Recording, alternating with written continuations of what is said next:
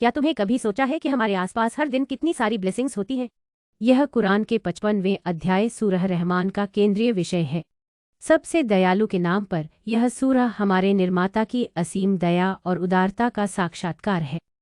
सूरह अर-रहमान से शुरू होती है, जो कि सबसे दयालु गुण है। यह पूरे अध्याय के लिए टोन सेट करता है, दिव्य दया की प्रकृति पर विचार करने के लिए आमंत्रित करता है। यह एक सौम्य याद दिलाने वाली बात है कि सृष्टिकर्ता हमारे जीवन में एक दयालु और दयालु उपस्थिति है, न कि एक दूर की इकाई।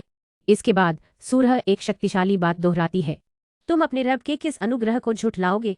यह प्रश्न हमारी नाकाफी या उपेक्षा के लिए एक दर्पण की तरह काम करता है। हमारे जो अनगिनत आशीर्वाद हम उपभोग करते हैं, उनके लिए हमारे इनकार को दर्शाता है। यह हमें अपने आसपास मौजूद हर चीज के लिए कृतज्ञता और प्रशंसा की भावना बढ़ाने को प्रोत्साहित करता है। सूरह रहमान के छंदों के जरिए हमें विचार की एक यात्रा पर आमंत्रित किया जाता है।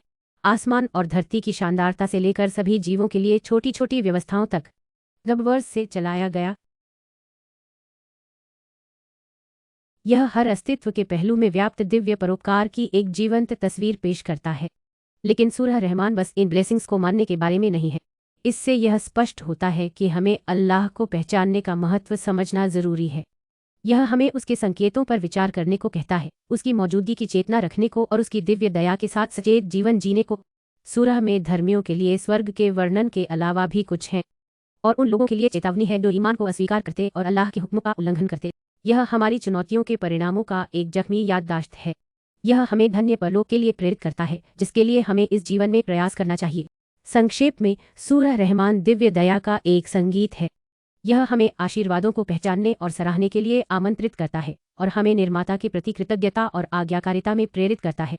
यह धर्मनिष्ठ जीवन के लिए गाइड की तरह काम करता है और हमें चुनावों के परिणामों की याद दिलाता है।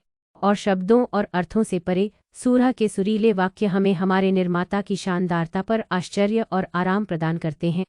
तो हमें हमेशा कृतज्ञता और आज्ञाकारिता में जीने का प्रयास करना चाहिए। उसकी दया का कोई अंत नहीं होता।